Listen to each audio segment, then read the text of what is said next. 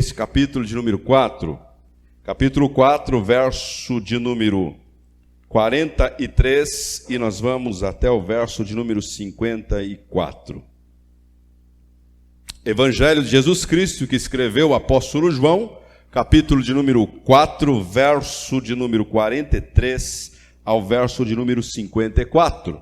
Temos visto esse evangelho e tendo como pano de fundo a mesma perspectiva, ou tentando enxergar aqui a escrita desse evangelho na perspectiva do evangelista João. E qual era a perspectiva dele? Qual era o resumo, ou qual é o resumo que ele dá, e qual a explicação que ele dá por escrever esse evangelho? Nós temos visto no capítulo de número 20, verso de número 30 e 31, dizendo que João, ele escolheu dentre tantos milagres, ou seja, neste livro estão escritos alguns milagres, não todos, porque seria impossível colocá-los aqui. Mas Jesus realizou muitos outros milagres que aqui não estão registrados. Todavia, aqueles que aqui estão registrados, ele possui um objetivo, e o objetivo é para que vocês creiam que Jesus é o Cristo, e crendo nele tenham vida eterna. Então, a nossa visão, o nosso estudo expositivo nesse evangelho tem como base este resumo que João ele apresenta a nós do seu evangelho. Qual é o foco dele escrever esse evangelho? Ajudar você e eu a respondermos uma pergunta crucial a todo cristão. Uma pergunta que uma vez fora feita aos discípulos, aonde Jesus mesmo, confrontando eles, diz: o que é que vocês pensam a meu respeito? O que vocês dizem sobre mim? O que vocês dizem a meu respeito? Pedro, guiado, orientado e capacitado pelo próprio Deus, na pessoa do Espírito Santo, é conduzido a responder: tu és o Cristo, o Filho de Deus. Tu és o Cristo, o Filho de Deus.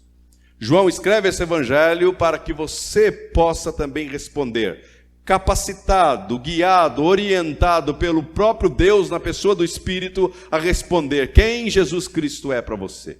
Jesus é não um personagem histórico. Jesus não é apenas alguém que detém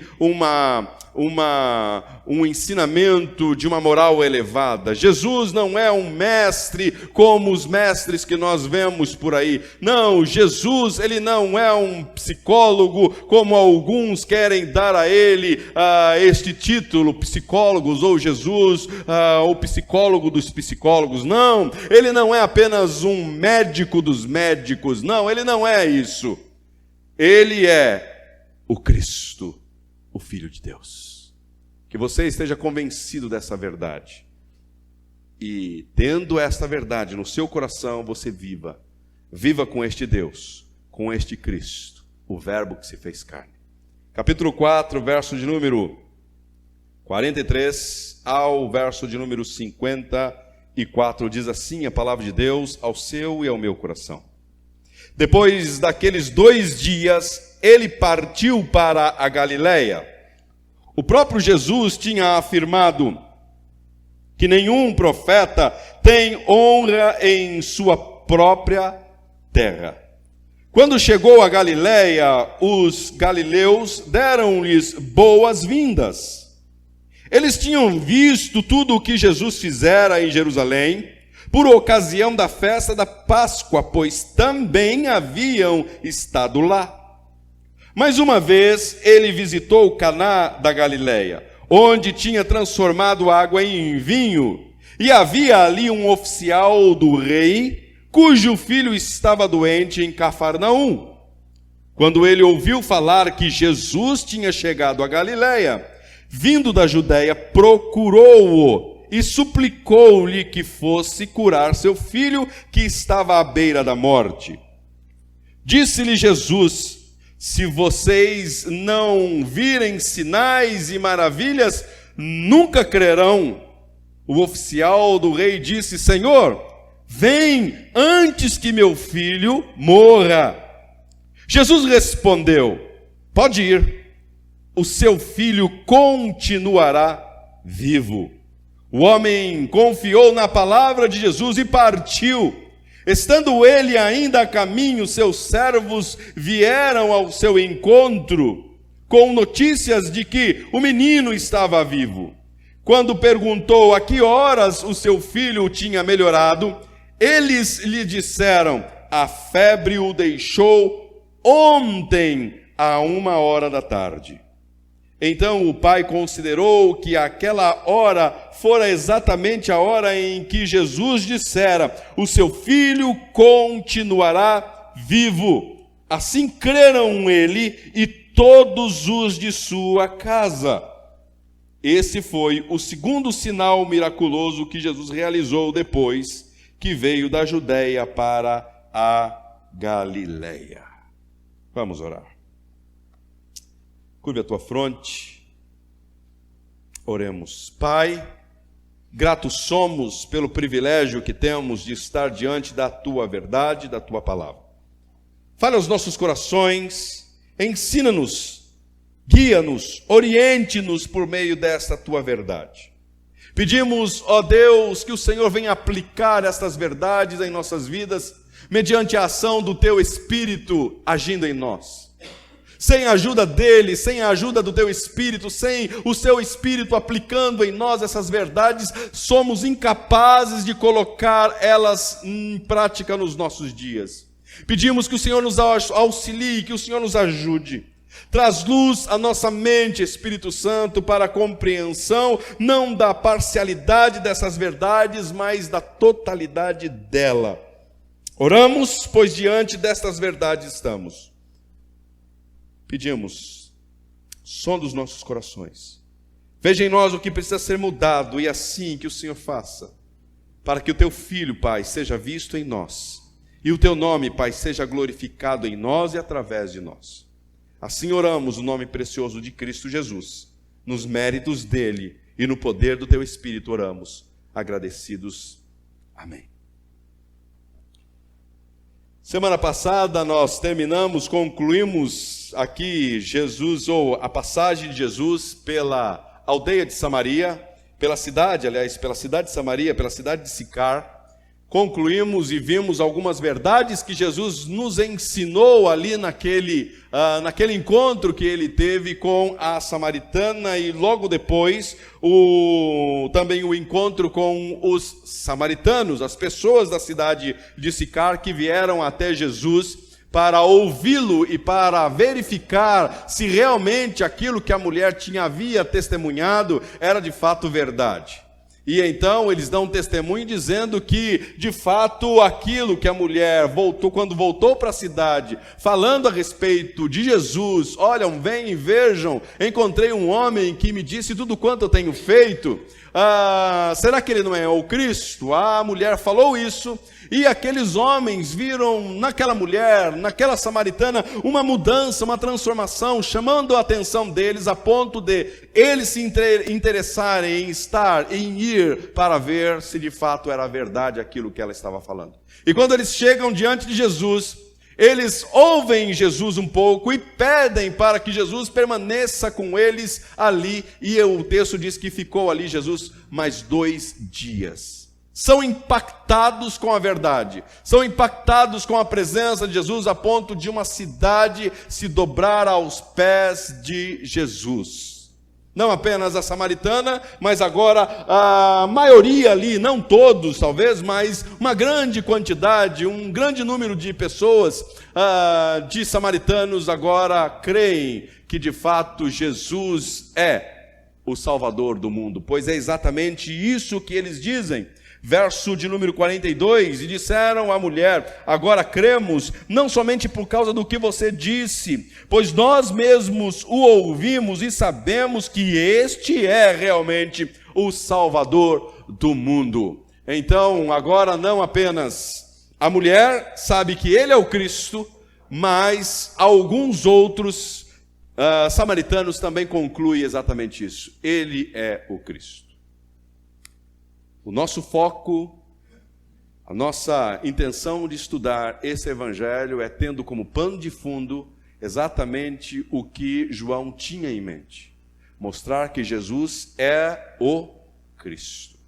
os samaritanos chegam a essa conclusão: Jesus é o Cristo. Então vimos na semana passada características de uma igreja nutrida. Vimos aqui algumas características, tiramos aqui de uma igreja nutrida. Vimos também um alimento que é capaz de nutrir. Jesus ensinando os discípulos um alimento que eles não conheciam, e nós vimos isso na semana passada. E também vimos o resultado de uma igreja nutrida. Qual é o resultado de uma igreja que recebe os nutrientes que é capaz de fartá-los verdadeiramente? Hoje nós veremos 3 verdades nesse texto, nesse finalzinho do capítulo 4. Primeiro, uma fé confiante. Segundo, nós veremos uma fé confirmada. E terceiro, nós veremos uma fé contagiante. Antes de entrarmos sobre uma fé, falar sobre esta fé que é uma fé que é contagiante, uma fé que também é confirmada, nós vamos ver os perigos de uma fé superficial. Nós vimos na semana passada e retrasada o retrato aqui desses samaritanos, homens que chegam, ou pessoas que chegam até Jesus e são impactados pela palavra de Jesus, e eles creem que Jesus é verdadeiramente não apenas mais um mestre da lei, mas Jesus é alguém que eles denominam ser o Salvador do mundo. E nós vemos um contraste claro entre estes samaritanos e entre os judeus, que Jesus vai chamá-los de pessoas que são incrédulas, pessoas que estão interessadas não em possuírem uma fé verdadeira, no Deus verdadeiro, mas são pessoas que estão interessadas naquilo que Jesus é capaz de fazer como Deus. Ou, aliás, não como Deus, mas como um profeta, porque nem Jesus como Deus eles criam, no máximo como um profeta. E nós vemos um contraste claro, e João parece que quer deixar exatamente esta intenção, ou deixar em nós esta noção de um contraste entre o pensamento que acabou de formular nos samaritanos e um pensamento existente na mente dos judeus. Verso de número 43 diz assim: depois daqueles 2 dias, ele partiu para a Galileia. Entre parênteses, ele vai dizer assim: o próprio Jesus tinha afirmado que nenhum profeta tem honra em sua própria terra. Aqui, Jesus não apenas estava falando, se referindo aos judeus lá da região sul, ou de Judá, ou de Jerusalém, mas também, não apenas da Judéia, mas também Jesus está referindo aos judeus também da Galileia. Não apenas os judeus que são lá de Belém, mas também os judeus que estão de Nazaré. Pois ele nasceu em Belém, mas ele viveu um bom tempo na cidade de Nazaré, Jesus de Nazaré. E depois do seu ministério, ele muda de cidade e vai para Cafarnaum. Jesus está dizendo que, até mesmo nesses 2 lugares aonde ele está vivendo, onde ele passou a viver, nasceu ali em Belém, mas viveu em Nazaré, ele não tinha honra ao próprio, ele diz, o profeta não tem honra na sua própria casa, fazendo menção do seu povo, o povo judeu. E ele, quando diz isso, verso número 45 diz, quando chegou a Galileia, os galileus deram-lhes boas-vindas. Os galileus deram boas-vindas, fizeram festas. Se Jesus estivesse chegando hoje no aeroporto aqui dos Galileus, teríamos ali aquelas faixas que nós encontramos, né? Quando as pessoas estão voltando para a sua terra, voltando para a sua cidade, e tem aquelas faixas, sejam bem-vindo ao seu país, seja bem-vindo à sua casa, né? Poderíamos entender aqui que esses galileus estavam com as suas faixas levantadas e dizendo, seja bem-vindo, Mestre Jesus. Seja muito bem-vindo. Há um contraste, porque quando Jesus ele chega na cidade de Sicar, ou às margens ali do poço de Jacó, ou ali na beira do poço de Jacó, Jesus ele não é bem recebido, ele não é bem visto. Quando ele pede para a mulher samaritana, dê-me um pouco d'água, aquela mulher diz, como é que você faz isso? Como que você se dirige à minha palavra? Como que você fala comigo, sendo você judeu? Jesus ali não estava bem recebido, ou não tinha sido bem recepcionado por aquela mulher. Há um contraste que João quer deixar claro. Mas no desenrolar da história também acontecem outros contrastes. Jesus, ele não é bem recebido ali em Samaria, mas Jesus começa a conversar com a mulher samaritana, e no desenrolar da conversa com a samaritana, ele vai percebendo que o interesse, o coração dela vai sendo confrontado e transformado. Já os judeus, o texto vai falar que quando Jesus chegou a Galileia, os galileus deram-lhe boas-vindas. Quem eram esses galileus? Eles tinham visto tudo o que Jesus fizera em Jerusalém, por ocasião da festa da Páscoa, pois também haviam estado lá. Qual é o contraste que João quer deixar claro a nós? Esses judeus, esses galileus, estavam na festa da Páscoa. E eles viram Jesus realizando alguns milagres. Se você voltar comigo no capítulo de número 2, você vai ver que o verso de número 12 até o verso de número 25, você vai ver que Jesus realiza alguns milagres. E no final desses milagres, Jesus, verso de número 22, diz assim, depois que ressuscitou dos mortos, os seus discípulos lembraram-se do que ele tinha dito. Então creram nas Escrituras e na palavra que Jesus dissera.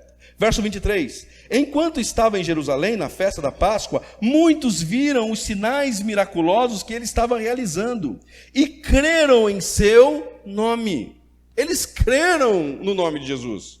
Jesus fez muitos milagres e eles creram. Mas o verso 24 diz, mas Jesus não se confiava a eles, pois conhecia a todos. Não precisava que ninguém lhe desse testemunho a respeito do homem, pois ele bem sabia o que havia no coração do homem. Esses homens galileus estavam lá, viram Jesus realizando milagres, viram Jesus realizando algumas coisas que jamais foram vistas ali em Jerusalém. E agora esses mesmos galileus estão ali recebendo Jesus de volta a Caná da Galileia. E eles dão boas-vindas, eles aclamam a Jesus, eles recebem Jesus. Mas eles tinham uma intenção no coração.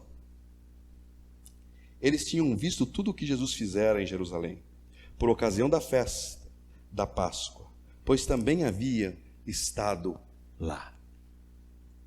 Aqui a gente vê que esses homens galileus, eles estavam recebendo Jesus, estavam à porta da cidade, dando as boas-vindas para Jesus. Não é porque eles queriam conhecer Jesus e eles não queriam aprender sobre Jesus. O que eles estavam interessados é se Jesus ali iria realizar mais um dos seus sinais. Se Jesus iria realizar ali mais um de seus milagres.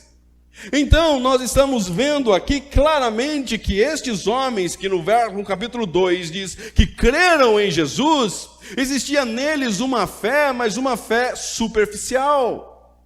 E uma fé superficial, ela sempre será sustentada por sinais.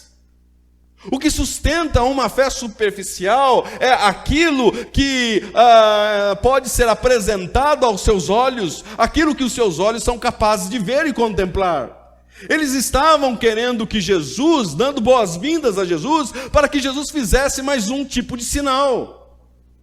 Penso comigo que eles estavam ali, que tipo de sinal ele vai realizar para que nós possamos ver? Que tipo de coisa ele vai fazer para nos entreter nesse momento? Porque lá em Jerusalém nós vimos alguns milagres. Porque lá em Jerusalém nós vimos alguns sinais. Não apenas em Jerusalém, mas aqui mesmo na nossa cidade correu um boato muito grande que este Jesus, o Galileu, o Jesus de Nazaré, esse Jesus, ele realizou um milagre de transformar a água em vinho. Então vamos dar as boas-vindas a este homem, porque certamente o milagre vai acontecer, um sinal miraculoso ele vai nos apresentar. Eles estavam, como diz o capítulo 2, eles creram, mas eles creram não com uma fé profunda, não com uma fé verdadeira, mas eles creram com uma fé superficial. E a primeira verdade que nós encontramos é que estes homens estão interessados nos sinais, porque uma fé superficial ela é sustentada por sinais. Por sinais. Os próprios judeus, quando estavam discutindo com Jesus, um pouco para frente, vão discutir com Jesus um pouco à frente, e lá no capítulo 6, vão pedir para Jesus, dê-nos um sinal, que tipo de sinal o Senhor vai nos dar? Homens querendo sinais. Pessoas desejando o sinal, não porque elas creem de forma verdadeira, mas porque elas possuem uma fé superficial, uma crença superficial em Cristo. Uma fé superficial é facilmente manipulada. Uma fé que é superficial, ela é facilmente manipulada. Pessoas vão manipular aqueles que possuem uma fé superficial. Você encontra pessoas sendo manipuladas a todo tempo, porque possuem uma fé superficial, estão interessadas apenas em sinais. O que chama a atenção delas são os sinais que podem ser apresentados, que podem ser realizados. Uma fé superficial é consumida por mercenários nos ambientes religiosos. Jesus é o autor e consumador da fé, mas não de uma fé superficial. Ele não é autor de uma fé superficial, e ele não consome uma fé superficial. Ele é autor de uma fé verdadeira e profunda, e ele consome este tipo de fé verdadeira e profunda. Uma fé superficial é um ambiente propício para o surgimento de mercenários que vão consumir essa fé, que vão manipular esta fé. A fé superficial duvida daquilo que se espera. Exige provas visíveis para crer. A fé superficial se desenvolve no campo das possibilidades. Lidam com evidências humanas e se contenta com evidências temporais. Isso é a fé superficial. E o que é a fé verdadeira? Há um contraste com a fé superficial e a fé verdadeira. A fé verdadeira, ela é a certeza, ela não é a dúvida. Ela é a certeza daquilo que esperamos e prova das coisas que não vemos. O que esses galileus querem ver? Sinais. Mostre-nos um tipo de sinal, mostre-nos alguma manifestação miraculosa e mirabolante. Se você não mostrar, não vamos crer em você. Se você não apresentar um tipo de sinal a nós, ó Galileu, nós não vamos crer em você. Então mostre-nos um sinal, seja bem-vindo, mas saiba que nós cremos em você somente se você estiver disposto a realizar um tipo de sinal no nosso meio. Do contrário, nós não vamos crer. Esse texto que nós lemos vai tratar exatamente disso. Fé. Agora, onde que está o contraste aqui? O contraste está exatamente em que Jesus indo para Sicar, mostre-me qual foi o tipo de sinal que Jesus mostrou para os samaritanos. Que milagre Jesus realizou para que os samaritanos pudessem crer nele? Que tipo de milagre foi exigido dos samaritanos para que eles pudessem crer que Jesus verdadeiramente é o Salvador do mundo? Nenhum foi apresentado. Apenas uma conversa. Apenas um diálogo com uma samaritana perdida. E ao encontrar com Cristo, ela é confrontada com Cristo, e ao ser confrontada com Cristo, há nela uma transformação. E essa transformação é suficiente para que os homens samaritanos creiam que Ele é, e eles mesmos concluem, é o Salvador do mundo. Aqui, prova-nos, dê-nos um tipo de demonstração miraculosa para que nós possamos crer em você. Faz aquilo que você fez em Jerusalém quando estávamos na festa da Páscoa. Dê-nos mais um pouco daquilo que você fez lá no templo. E então seremos satisfeitos. Então ficaremos a contento. Os samaritanos ouvem apenas a exposição do Evangelho e creem, simplesmente creem. E qual a conclusão? Este é o Salvador do mundo. Fica claro aqui esse contraste, samaritanos e galileus, de que sinais miraculosos não são suficientes para salvar alguém. Não é suficiente.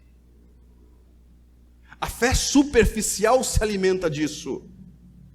Mercenários vão se alimentar disso. Por que igrejas onde os pastores são mercenários não apresentam o Evangelho?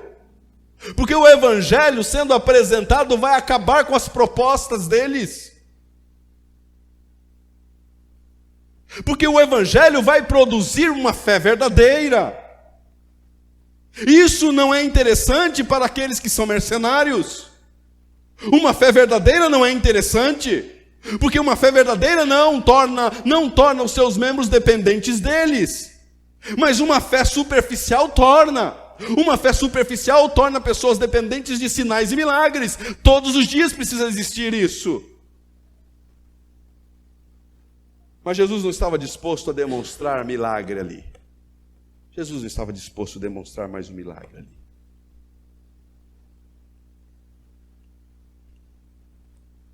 Um escritor, acho que vocês vão conhecer aquele carequinho ali. Ele escreve o seguinte: uma fé superficial exigirá mais demonstração visível para continuar existindo. Já o resultado de uma fé verdadeira será sempre a confissão de que Jesus é o Cristo, o Salvador do mundo. Qual é o resultado de uma fé verdadeira? O resultado de uma fé verdadeira é no final declarar: Jesus é o Cristo. Mas que milagre que ele demonstrou? Que sinal mirabolante ele apresentou? Nenhum. Nenhum sinal visível, nenhum sinal aos meus olhos carnais foram vistos e apresentados. Não foi necessário eu ver um cego enxergar. Não foi necessário eu ver um surdo ouvir. Não foi necessário eu ver um paralítico andar. Não foi necessário isso. Bastou apenas o Evangelho ser exposto para que eu pudesse e viesse a crer nele, que ele é o Cristo, o Salvador do mundo. Isso é suficiente. É a proposta do Evangelho. Então, primeiro, nós vamos ver uma fé confiante. Aqui nós vemos este homem apresentado pelo evangelista João, tendo uma fé confiante. O evangelista apresenta aqui um homem que foi atraído pela fama de Jesus, verso de número 46. Mais uma vez, ele voltou a Caná da Galileia, onde tinha transformado água em vinho. E havia ali um oficial do rei, cujo filho estava doente em Cafarnaum. Quando ele ouviu falar que Jesus tinha chegado a Galileia, vindo da Judéia, procurou-o e suplicou-lhe que fosse curar o seu filho, que estava à beira da morte. Disse-lhe Jesus: se vocês não virem sinais e maravilhas, nunca crerão. Verso 49. O oficial do rei disse: Senhor, vem, antes que o meu filho morra. Esse homem, oficial aqui, ele é alguém que era um funcionário do rei Herodes. A Galileia, quem comandava ali toda a Galileia era o rei Herodes. E se você olhar para a figura do rei Herodes, você vai ver que esse homem não tinha tanta afinidade com Jesus. Esse homem morava em Cafarnaum. Mateus, se você olhar no início do capítulo do livro de Mateus, você vai ver que Jesus ele se muda para a cidade de Cafarnaum. E lá ele se estabelece, ele faz ali o seu QG, o seu quartel-general nessa cidade. Mas antes disso acontecer, aqui João está dizendo que esse homem que estava e que morava em Cafarnaum vem até Jesus. Então, um morador da cidade de Cafarnaum. E esse homem não apenas é um morador da cidade de Cafarnaum, mas é um oficial do rei Herodes. Quem era esse rei Herodes? Rei Herodes é alguém que, primeiro, ordenou a morte de João Batista. Lembra do episódio? Ele ordenou a morte, a prisão e a morte de João Batista. Mas também esse rei Herodes, lá em Lucas, no capítulo 13, você vai ver que ele é chamado por Jesus de raposa. E também este Herodes não apenas procurava matar ou procurou matar e como matou João Batista, mas também procurava matar Jesus.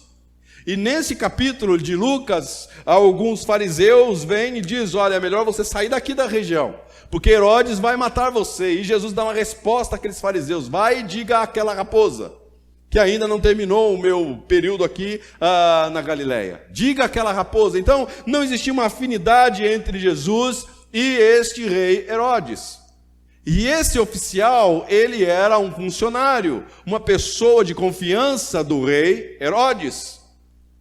Esse homem também, não sabemos aqui se ele era judeu ou se ele era romano. A tradição diz parte da ideia de que ele é um romano. No entanto, que até na novela da Record, você vai ver que esse episódio acontece que é um romano, ele indo procurar Jesus. Não confunda esse episódio com aquele episódio onde um centurião vai pedir para que Jesus ele cure o seu servo. É um outro episódio, um outro acontecimento, um outro milagre que Jesus faz. Aqui é um oficial, não sabemos se é um romano ou se é um judeu. Todavia, se fosse um romano, ele possuía suas crenças, ele possuía os seus deuses. Se fosse um judeu, também possuía as suas crenças, também possuía a sua religiosidade. Então, primeiro, para identificarmos quem é esse homem, ele era um morador de Cafarnaum, ele era um oficial do rei Herodes e ele também possuía as suas crenças. Junte tudo isso, imagine no desafio que esse homem tem de procurar a Jesus. Desafio que ele possuía em procurar Jesus. Essa fé se caracteriza como alguém que era confiante, ou seja, se caracteriza por ser confiante, por ter algumas características, e a primeira delas é que esse homem é humilde. E aonde podemos concluir que ele possuía uma humildade? Ele era um oficial. E só era oficial aqueles que possuíam ou conquistaram um certo grau de confiança do rei. Se era alguém de confiança do rei, então não era qualquer pessoa. Possuía posses, possuía bens, possuía status. Então não se trata de qualquer pessoa, não se trata de qualquer funcionário do palácio de Herodes, mas um oficial, alguém que tinha pessoas subordinadas a si. Alguém, e no decorrer você vai ver que ele possuía servos. Então não é qualquer pessoa, não se trata de qualquer pessoa, se trata de alguém que possuía um status, um gabarito, alguém que era bem visto diante das pessoas de Cafarnaum. E este homem, ele é humilde o suficiente para ir procurar ajuda de um simples galileu, que não era tão conhecido, sua fama estava começando. Ele ouve falar sobre Jesus. Ele ouve falar algumas coisas que Jesus realizou de milagre.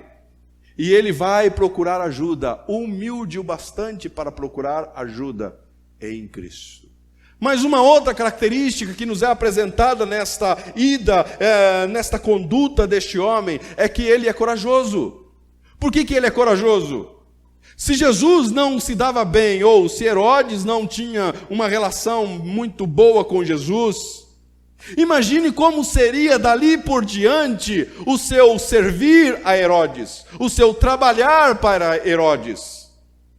Se Herodes queria matar Jesus, imagine ele chegando para fazer os serviços ali como oficial do rei, e agora confessar que ele possuía uma afinidade com uma pessoa que Herodes odiava, que Herodes queria matar.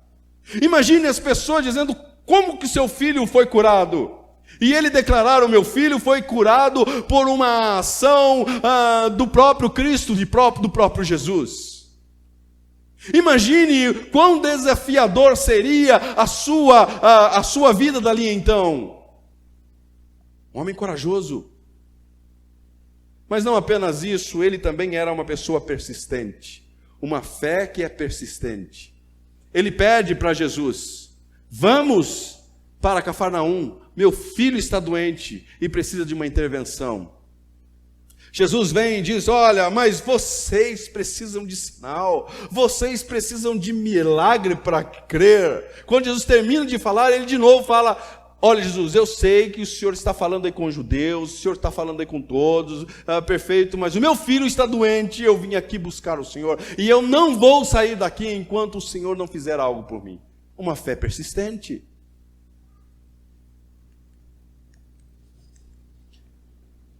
A fé encontrada neste homem não é fundada em uma aposta, ou no talvez.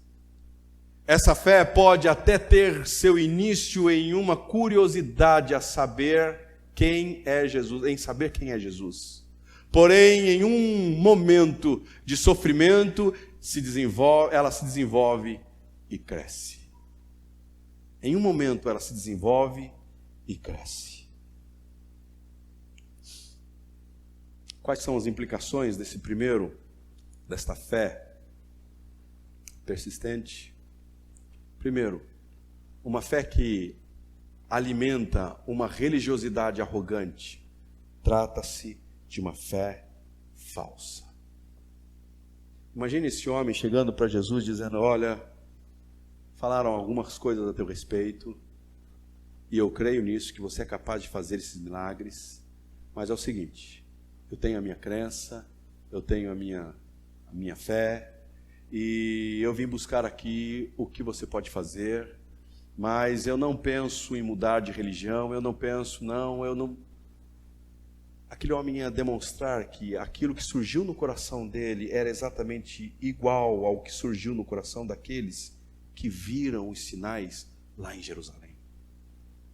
Uma fé que ela estava se alimentando de uma religiosidade, e essa religiosidade era uma religiosidade arrogante. Uma fé que se alimenta de uma religiosidade arrogante trata-se de uma falsa fé. De uma falsa fé. Segundo, a fé verdadeira e salvífica, ela é persistente. Ela é persistente. Ela não desiste. O homem poderia desistir, o homem poderia, depois de ter pedido uma vez, tá bom, eu vou embora.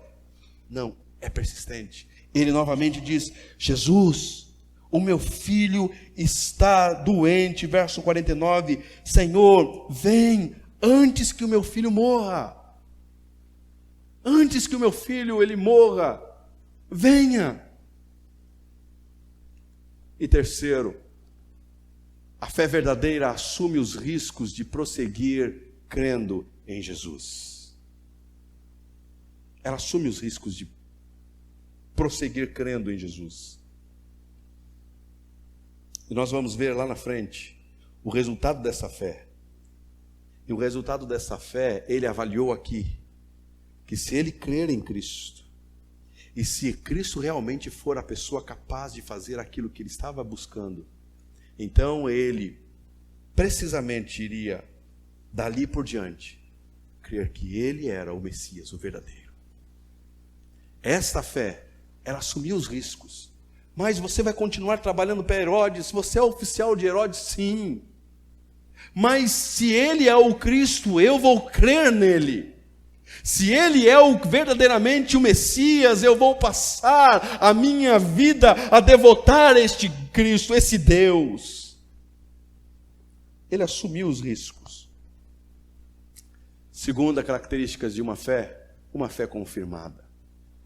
Jesus desafia o homem a crer, tendo como apoio sua palavra.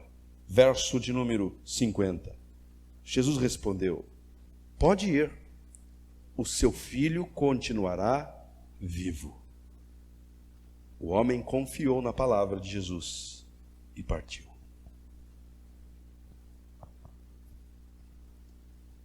Pela segunda vez o homem diz: Senhor, vamos, venha comigo, antes que o meu filho morra. Jesus diz a ele: pode ir, pode ir embora, seu filho vai viver, seu filho não vai morrer, pode ir, eu não vou com você, você pode ir, pode pegar a estrada, seu filho vive. Esse homem creu na palavra de Jesus e partiu. Não houve demonstração sobrenatural para alimentar sua fé. Jesus apenas falou: vai. Não houve aqui uma demonstração, não houve aqui, olha, eu vou fazer o seguinte, para aumentar a sua fé, para que você não desista no caminho, eu vou fazer o seguinte, eu vou transformar de novo água em vinho. Não. Traga aqui um paralítico, eu vou curar esse paralítico, porque a fé desse oficial precisa ser aumentada. Não! Não houve demonstração sobrenatural para alimentar a fé deste oficial. Não houve um marketing de Jesus mostrando o milagre que realizou. Não, Jesus não levava consigo uma personagem ou um personagem para ser usado como marketing, um meio de divulgação do seu ministério. Jesus não trouxe lá de Jerusalém alguém que ele curou, um cego que ele fez enxergar. Jesus não levava na sua caravana alguém que recebeu um tipo de milagre assim. Jesus não convidou a sogra de Pedro, depois de ter curado ela da alta febre, para ser a demonstração ou a constatação de que o seu ministério é verdadeiro. Jesus não fez disso, ele não precisava disso. E esse homem não exigiu absolutamente nada disso. Não houve entrevista com os noivos, porque aqui nessa cidade aconteceu a transformação de água em vinho. Jesus não diz assim: olha, para que a fé deste homem seja aumentada, tragam aqui os noivos e vamos fazer uma entrevista com eles. Jesus não faz isso, e esse homem não exige nada disso. Apenas a sua palavra foi suficiente. Não teve demonstração mirabolante. Não teve fogo caindo dos céus. Não teve anjos tocando trombeta. Não teve cegos passando a enxergar. Não teve qualquer tipo de sinal que os homens estavam exigindo. Este oficial não exige de Cristo absolutamente nada. Jesus diz a ele: vai, seu filho viverá. Foi suficiente. Sabe qual foi a atitude dele? O homem confiou na palavra de Jesus e partiu. Confiou e partiu. Confiou e foi embora. Não precisou de nada. Quão diferentes são os crentes de igrejas que são apoiadas em sinais e milagres. Todos os dias precisa ter sinal e milagre. Todos os dias precisa ter uma entrevista de alguém que foi curado, de alguém que foi levantado da cama. Todo dia precisa ter no culto uma entrevista de alguém assim, porque se não tiver, a fé das pessoas não é ativada. Aonde está isso no texto? Jesus não faz entrevista, Jesus não entrevista absolutamente ninguém. Jesus apenas diz ao homem: vai, seu filho viverá. Esse homem creu e foi embora. Essa fé ela foi confirmada não porque creu na palavra, mas também ela é confirmada porque esse oficial é confrontado a se submeter à vontade de Cristo. Qual era a vontade desse oficial? Jesus, vamos comigo para Cafarnaum. Vamos comigo para lá. Meu filho está doente. E o Senhor precisa estar lá. O Senhor precisa estar presente lá. Essa era a vontade do homem oficial. Mas o que acontece aqui é, Jesus diz a ele, não, eu não vou. Esse oficial é desafiado a se manter confiante na palavra de Cristo. Pensa comigo, como foi o caminho de volta para Cafarnaum? 30 quilômetros aproximadamente. O texto vai falar que esse homem se demora um pouco. Alguns, se nós entendermos aqui que o horário descrito por João é o horário apresentado pelos romanos, então aqui nós entendemos que é aproximadamente 7 horas da noite. Se entendermos que o horário aqui é o horário dos judeus, então vamos entender que aqui era mais ou menos 1h da tarde. Então, não sabemos o que João está apresentando, o horário judeu ou o horário romano, mas seja como for, o texto vai falar que esse homem só chega na casa dele no outro dia. Porque quando os homens vai falar assim, olha, lá no verso de número 52, quando perguntou a que hora seu filho tinha melhorado, eles disseram, a febre deixou ontem, a 1h da tarde. Ontem, esse homem se demorou. Ele, talvez, se aconteceu 1h da tarde, aqui é o horário dos judeus, então esse homem se demorou um pouco mais ali. Ele não partiu imediatamente, mas ele ficou ali ouvindo Jesus. Ele ficou ouvindo os ensinos de Jesus. E se foi às 7 horas da noite, então esse homem partiu, mas não é comum você fazer viagens, por mais curta que seja, na época, não era comum você viajar de noite, pelo risco que se existia de ser assaltado, assassinado, algumas outras coisas, perigos da viagem noturna. Então ele certamente ficou hospedado em algum lugar e só foi o outro dia para a sua casa. E aí ele encontra no caminho os seus servos, e ele faz a pergunta. E os seus servos dizem, foi ontem à noite, 1h. Mas imagine comigo esse homem voltando para sua casa. O desafio de permanecer confiante, não naquilo que ele viu, mas naquilo que ele ouviu. Imagine esse homem lutando consigo mesmo contra um pecado chamado incredulidade. E ele tendo que lutar consigo mesmo e dizendo, não, ele disse, então é verdade. Se ele disse, é verdade. Se ele disse, é verdade. Eu não vi o meu filho ainda curado. Eu não sei se ele se levantou. Eu não sei se a febre deixou. Mas ele disse, então é verdade. Ele disse, é verdade. Esta fé deste homem, uma fé confirmada, porque creu na palavra, mas não apenas creu na palavra, continuou crendo na palavra. Esse oficial é chamado a confiar e descansar na paz promovida pela palavra de Cristo. Eu sou o pai, viajando a 30 quilômetros, me colocando no lugar desse homem. Recebe uma palavra dessa de Cristo. Vai, que o seu filho não morrerá, ele já está bem. Eu sairia andando de noite e não queria saber se tinha perigo ou não. Eu ia embora para casa para saber se o meu filho estava bem. Esse homem descansa. Esse homem consegue passar a noite fora da casa sem saber se o filho tinha melhorado ou não. Ele descansa. Porque a paz que surgiu no seu coração foi produzida pela palavra de Cristo. Ele descansou naquela palavra. Ele não ficou desesperado. Será?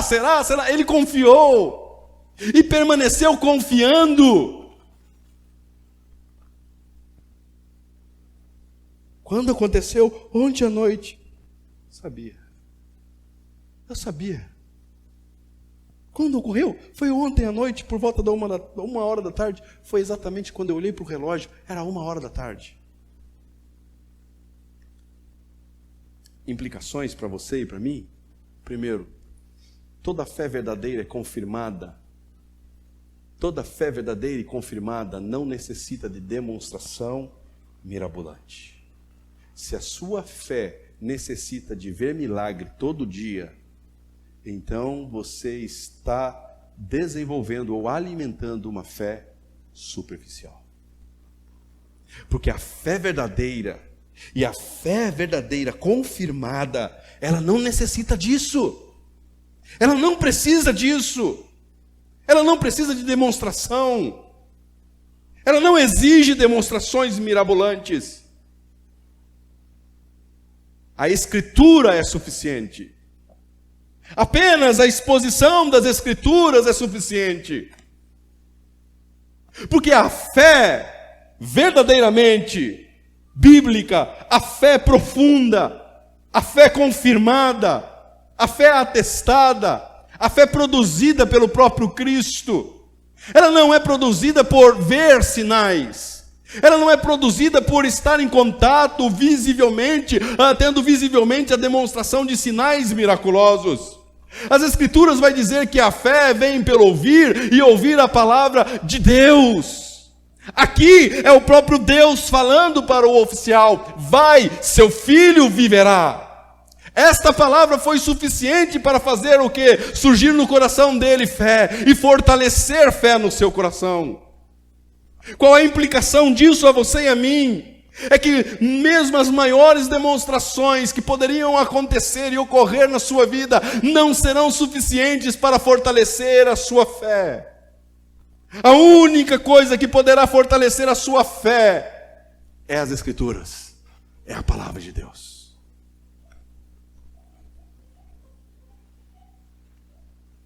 Somente a palavra de Deus e nada mais. Segundo, toda a fé verdadeira descansa nos métodos de Cristo e neles permanecem. Qual é o método do homem oficial? Vamos para Cafarnaum. Jesus, não precisa. Pode ir. Seu filho vive. Não, mas eu esperava. Pode ir. Não, mas eu tenho um jeitinho aqui para o senhor resolver. Não, pode ir. A fé verdadeira descansa na orientação. A fé verdadeira descansa nos métodos de Cristo, nos métodos divinos. Não há necessidade de tentar fornecer ajuda a Cristo. Nosso desafio é caminhar confiante nele, nos métodos dele, do jeito dele, da forma dele. Esse homem permaneceu assim, nos métodos de Cristo. O que confirmará se sua fé é verdadeira ou não é a disposição de se manter na orientação de Cristo por meio de sua palavra. Você permanece na palavra? Você deseja a palavra, você caminha pela palavra, você ama a palavra, você desfruta da palavra, você tem contato com a palavra e você segue as orientações da palavra? Então esta sua fé é uma fé verdadeira. Todavia, porém, se você não segue a palavra, não busca a palavra, se você necessita algo além da palavra, então essa fé talvez se trate de uma fé superficial. Paul Washer, ele vai dizer o seguinte: o que importa é o que as Escrituras ensinam e não o que você acredita. Esse homem acreditava que Jesus tinha que estar lá. Mas Jesus ensinou para ele: não precisa, pode ir. Não importa o que você acredita, o que importa é o que as Escrituras ensinam. Terceiro e último, uma fé contagiante.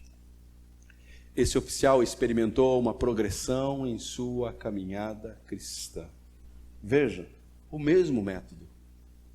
Com Nicodemos, com com a samaritana e com o oficial.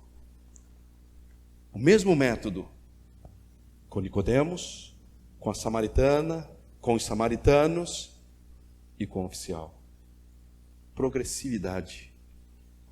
Ouviu sobre Cristo e foi desafiado a crer. Ele não conhecia Cristo. Talvez ele não assistiu um milagre de Cristo. Mas ele ouviu falar sobre Cristo. E isso despertou nele um interesse por Cristo. E ao despertar esse interesse por Cristo, ele se aproximou de Cristo. Ele quer agora estar perto, ele quer conhecer Cristo, ele quer buscar auxílio de Cristo. Foi confrontado por Cristo. Você acha que deve ser assim, mas não vai ser assim. Você pensa que eu vou para Cafarnaum, agora não é meu tempo de ir para Cafarnaum. Vou ficar aqui em Caná. Mas pode ir crendo que o seu filho, ele ficará bem, ele não morrerá, ele viverá. Foi confrontado por Cristo. Foi alimentado por Cristo. Se entendermos que aqui é 1 hora que isso tudo acontece, 1 hora da tarde, então provavelmente esse homem fica ainda a tarde toda ouvindo Cristo. E só vai embora para casa no outro dia. E encontra os seus servos vindo ao seu encontro, provavelmente os seus servos vendo a demora do seu Senhor, então resolve ir ao encontro. Carson vai afirmar isso, vai falar que acontece 1 hora da tarde, e ele fica a tarde toda ali vendo, ouvindo Cristo ensinando, e quando ele se dá conta, já é tarde da noite, e ele não quer pegar a estrada para não correr o risco, e do outro lado os seus servos preocupados já com o seu senhor que tinha ido embora, e não voltado ainda, então resolvem ir ao encontro, procurar o seu senhor, e encontra ele no meio do caminho. Mas ele foi alimentado por Cristo, pela palavra de Cristo. E ao ser alimentado pelo Cristo, pela palavra de Cristo, caminhou convicto nesta palavra dele, de Cristo. Esse oficial experimentou a ação bondosa de Deus, curando seu filho e salvando sua família. Verso de número 53. Então o pai constatou que aquela fora exatamente a hora em que Jesus lhe dissera: o seu filho continuará vivo. Assim crerão ele e todos o de sua casa.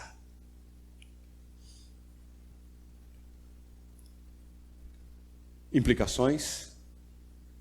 Mais uma vez somos confrontados sobre a progressividade cristã.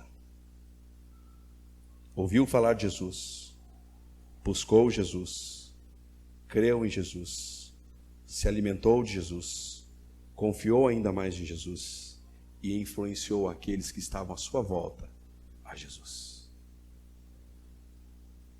O maior milagre que aconteceu aqui não foi esse filho do oficial receber a cura.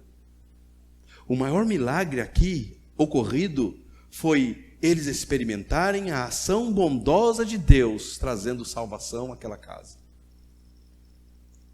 O maior milagre não foi o centurião, ou aqui o oficial, ver o seu filho de pé. Não foi ver o seu filho curado. O maior milagre aqui foi depois ver todos eles recebendo a verdade do Evangelho sendo exposta por este oficial à sua família. O maior milagre aqui foi a influência deste pai sobre o seu filho, foi a influência deste homem, deste esposo com sua esposa, foi a influência deste senhor com os seus servos, influenciando todos a verdade do Evangelho. O maior milagre não está naquilo que foi visto, mas o milagre maior foi aquilo que aconteceu no coração de todos eles: salvação. Assim crerão, e todos ele e todos o de sua casa. Esse crer não é o mesmo crer dos galileus que estavam em Jerusalém. Esse crer foi um crer verdadeiro e convicto.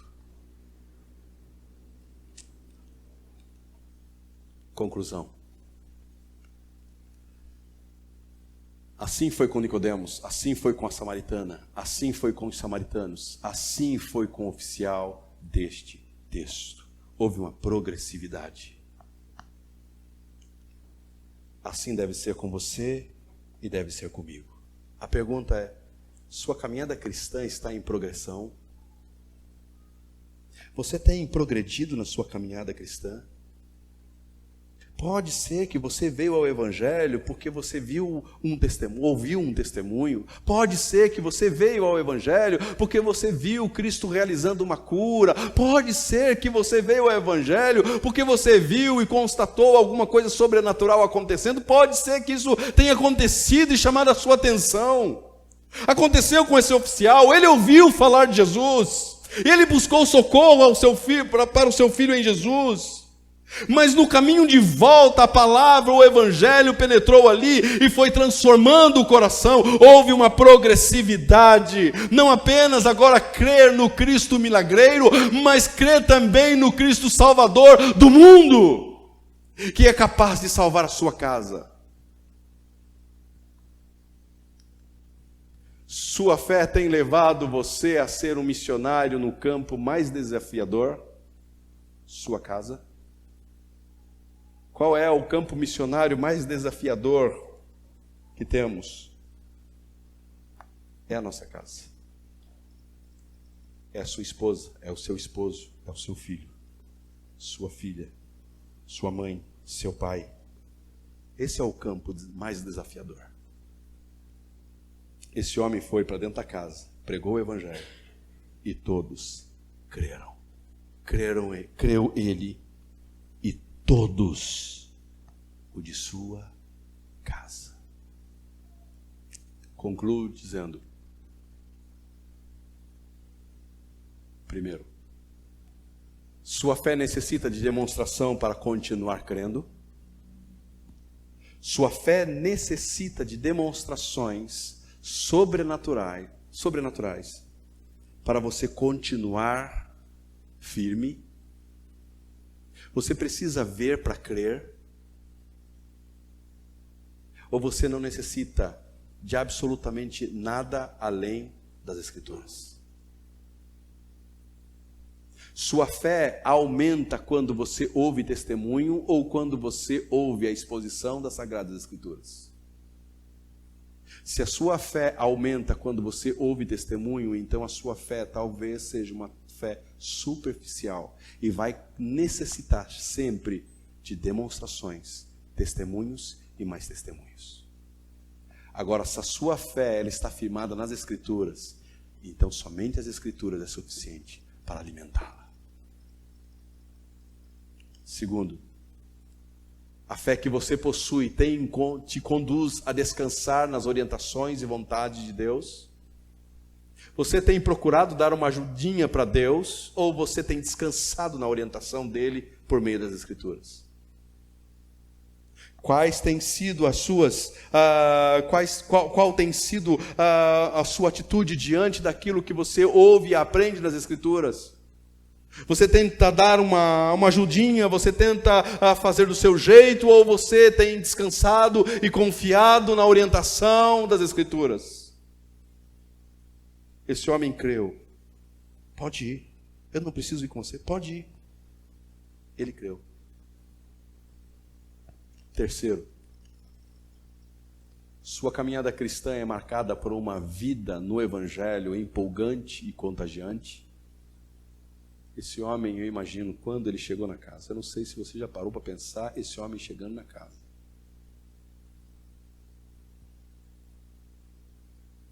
Ele vendo seu filho de pé. No meio do caminho, ele conversando com seus servos. E os seus servos dizendo: olha, aconteceu 1h e ele constatou que era exatamente aquela hora que Jesus tinha dito. Imagine o caminho de volta para casa com os servos. Deixa eu contar para vocês o que realmente aconteceu lá. Eu conheci um homem. Aquele Jesus que eu falei para vocês que eu ia buscar, eu conheci ele. E é verdade. Ele não apenas realiza milagres, mas ele é o Cristo, o Salvador do mundo. ele entrando para sua casa e ele vendo seu filho de pé, dando um abraço no seu filho curado, chama a esposa, se tivesse outros filhos, chama o restante dos filhos. Deixa eu contar para vocês o que eu conheci, quem eu conheci em Caná da Galileia. Eu não conheci apenas o Mestre, eu conheci Jesus, o Cristo, o Salvador do mundo. E a partir de hoje, quero ensinar vocês sobre esse Salvador do mundo. Ao expor o Evangelho, o texto diz que não apenas ele creu, mas todos, esposa, filhos e servos, creram que Jesus é o Cristo, o Salvador do mundo.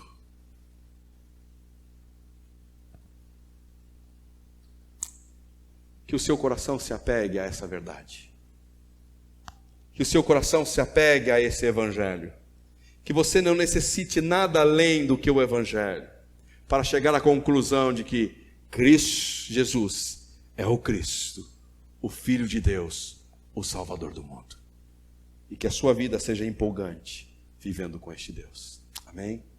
Curva a tua fronte. Vamos orar. Somos gratos, Deus. Gratos pela tua verdade. Gratos por tudo que o Senhor tem realizado em nossas vidas. Gratos pela tua palavra expostas ao nosso coração hoje à noite. Não precisamos nada além do que é tua palavra. Não precisamos de realizações miraculosas. Não precisamos de sinais. Não precisamos nada disso, Senhor. O que necessitamos é exatamente isso que temos hoje. Tua palavra, a exposição dela aos nossos corações. Pedimos, Espírito Santo, aplique essas verdades sobre as nossas vidas. E que o Senhor nos ajude a caminhar, que a nossa volta para a nossa casa seja uma volta confiante na Tua palavra. Aquilo que o Senhor declara a nós por meio da Tua verdade, das Tuas sagradas Escrituras, que isto para nós seja suficiente. Ó Deus, e que a nossa semana seja uma semana baseada nestas verdades, na Tua verdade, na Tua palavra. Que assim caminhemos, que assim desfrutemos. Que o nosso viver seja assim, um viver empolgante, um viver contagiante, de alguém que de fato teve o contato com a tua verdade, com o Evangelho. No nome de Cristo eu oro, agradecido ao Senhor, Pai. Amém. Que Deus te abençoe.